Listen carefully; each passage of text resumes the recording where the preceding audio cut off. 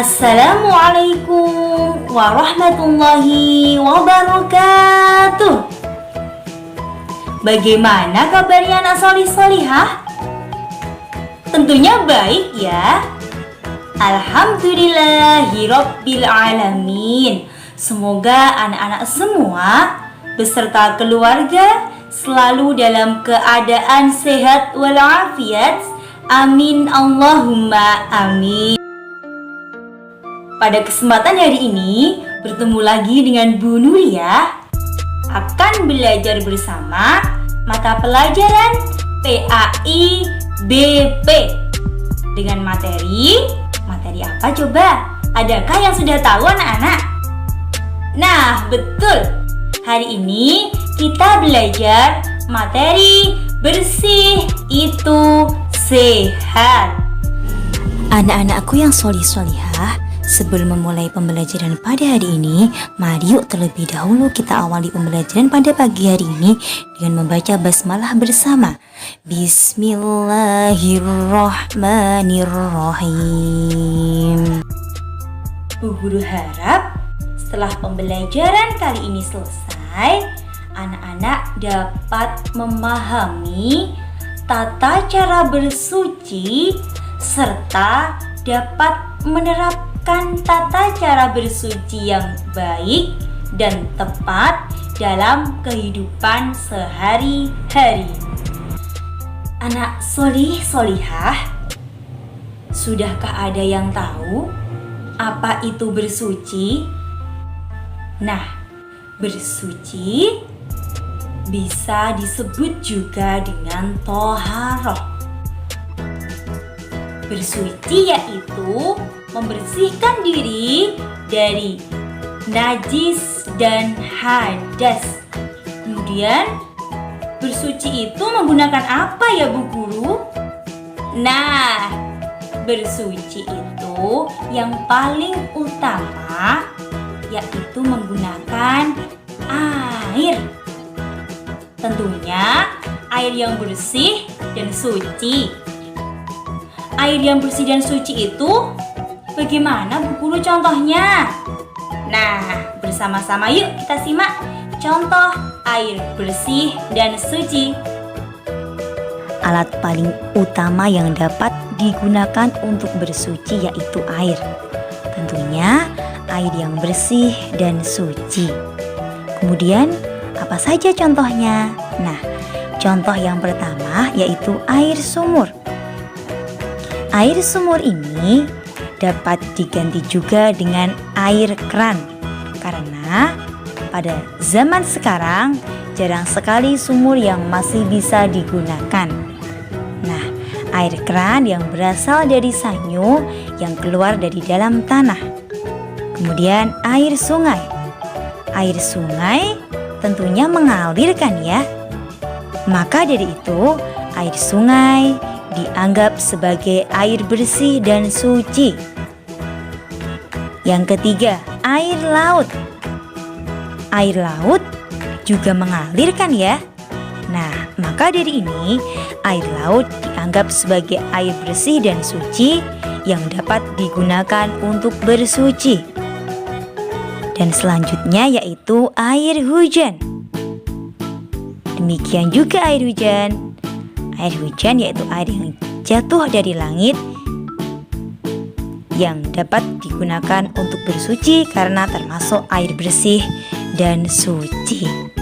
Nah, sekarang sudah tahu ya contoh dari air bersih dan suci yang dapat digunakan untuk bersuci. Sekarang Guru mau tanya anak-anak solih-solihah, jika ada orang sakit parah dan dia akan sakit semakin parah ketika terkena air, bagaimana solusinya? Adakah yang tahu? Nah, benar sekali, menggunakan benda lain selain air. Adakah yang sudah tahu? Benda apa ini ya kira-kira yang dapat digunakan? Yuk, simak. Ketika sedang berkondisi tidak ada air sama sekali, atau seseorang yang sedang mengalami sakit keras, artinya sakit berbahaya yang tidak boleh terkena air, maka ada solusinya, yaitu bisa menggunakan benda, di antaranya debu. Kemudian batu, daun kering. Yang dimaksud daun kering di sini maksudnya daun yang tidak basah ya anak solih-solihah. Bukan daun yang sangat kering ketika dipegang dia akan hancur. Tidak, tetapi daun kering ini daun yang tidak basah. Yang keempat yaitu tisu. Nah, jadi tisu juga bisa digunakan bersuci jika benar-benar tidak ada air atau sedang mengalami sakit keras yang tidak boleh terkena air. Kemudian contoh selanjutnya yaitu kayu. Kayu pun juga bisa digunakan untuk bersuci ya anak solih-solihah. Namun tetap dengan syarat tadi yang pertama, jika benar-benar tidak ada air atau sedang mengalami sakit keras yang tidak boleh terkena air. Contohnya, anak-anak sedang berpergian jauh. Ketika itu, anak-anak ingin mengeluarkan air besar, BAB ya, pada saat di jalan. Sedangkan di situ di hutan. Tidak ada perkampungan sama sekali, tidak ada pom untuk berhenti di kamar mandi. Kemudian dengan sangat terpaksa, anak-anak BAB di suatu tempat yang mana di situ tidak ada air sama sekali. Adanya hanya tisu dan daun kering. Nah, di sini anak-anak boleh bersuci dengan menggunakan daun kering atau tisu. Tetapi kalau masih bisa ditahan untuk mencari tempat yang ada airnya, maka bisa ditahan terlebih dahulu. Anak solih-solihah, sudah paham ya mengenai benda selain air yang dapat digunakan untuk bersuci? Begitupun syaratnya. Nah, sekarang mari bersama yuk kita ketahui macam-macam dari bersuci. Bersuci itu dibagi menjadi dua. Adakah yang sudah tahu anak-anak solih-solihah? Nah, tentunya anak-anak solih-solihah setiap pagi mandi kan? Ya, itu benar.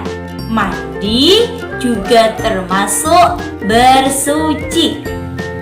Kemudian yang satunya ya, beristinja. Yang pertama mandi, yang kedua istinja. Apa itu mandi?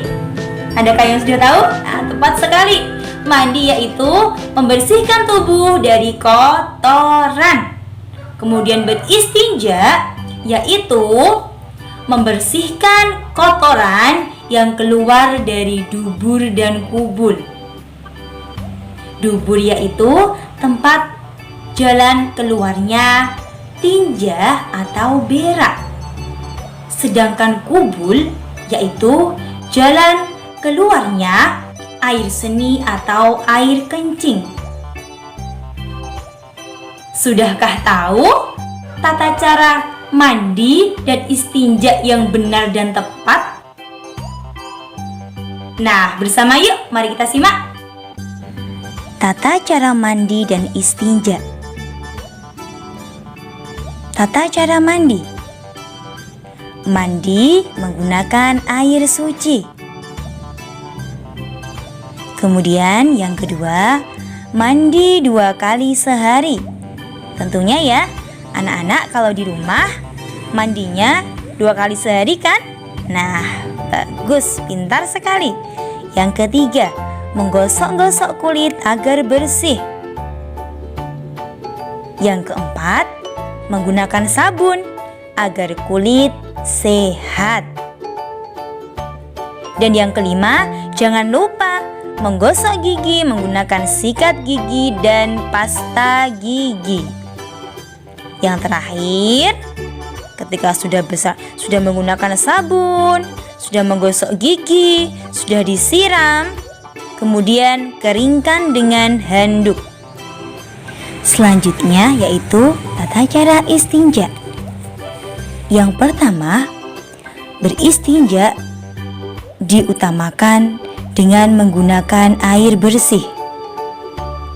Yang kedua, dilakukan di kamar mandi atau WC.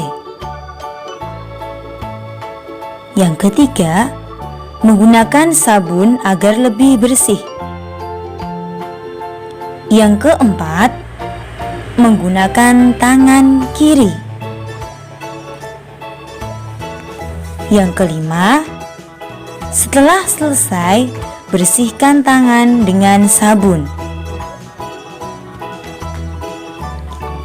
Yang keenam, siram WC dan kamar mandi hingga bersih. Dan yang terakhir, jika bersuci menggunakan benda selain air, paling sedikit diusap 3 kali. Nah, sekarang tentunya sudah paham ya? Sudah tahu apa itu bersuci? Bagaimana tata cara bersuci yang baik dan tepat? Lalu, alat apa yang dapat digunakan untuk bersuci? Sudah tahu ya? Hebat sekali. Nah, sekarang mari yuk bersama bantu Bu Guru. Bantu berguru mengelompokkan alat yang paling utama yang dapat digunakan untuk bersuci. Cek. Nah, perhatikan pada papan terdapat gambar air susu, air sungai, air kopi, air laut, air teh, sumur, air hujan, dan air sirup. Mari bantu Bu Guru untuk memberi tanda silang pada gambar yang salah dan tanda centang pada gambar yang benar. Air susu, apakah bisa digunakan untuk bersuci? Apa jawabannya anak-anakku solih-solihah? Nah, betul sekali. Jawabannya tidak bisa. Air sungai, apa ya kira-kira jawabannya? Bisa tidak dipakai bersuci? Nah, betul sekali. Jawabannya bisa. Kemudian air kopi, bisa tidak ya air kopi digunakan untuk bersuci? Kira-kira jawabannya apa ya anak solih-solihah? Nah, tepat. Jawabannya tidak bisa. Air laut, bisakah air laut digunakan untuk bersuci? Ayo, coba dijawab yuk. Nah, tepat sekali. Jawabannya bisa. Air teh, bisakah air teh digunakan untuk bersuci anakku yang solih-solihah? Nah, tepat sekali. Jawabannya tidak bisa. Air sumur, bisa tidak ya? Bisa. Air hujan, bisa tidak ya anak-anakku? Nah, tepat sekali. Jawabannya bisa. Kemudian yang terakhir, air sirup. Ada esnya, enak sekali ya ini ya kalau diminum ya nak ya. Bisa tidak ya digunakan untuk bersuci? Nah, tepat sekali. Jawabannya tidak bisa. Alhamdulillah, pertemuan pada kali ini sudah selesai. Bu Guru harap anak-anak di rumah selain memahami juga dapat mempraktikkannya dalam kehidupan sehari-hari ya. Tata cara bersuci yang benar dan tepat. Tetap semangat belajar, jaga kesehatan. Jangan lupa memakai masker ketika pergi, mencuci tangan, makan makanan bergizi, dan selalu berdoa meminta keselamatan dunia dan juga akhirat. Ya, Bu Guru akhiri pertemuan pada kali ini. Bu Guru mohon maaf atas segala kesalahan yang Bu Guru sengaja maupun tidak Bu Guru sengaja. Ya, wabillahi taufiq wal hidayah. waridho wal inayah. Assalamualaikum warahmatullahi wabarakatuh.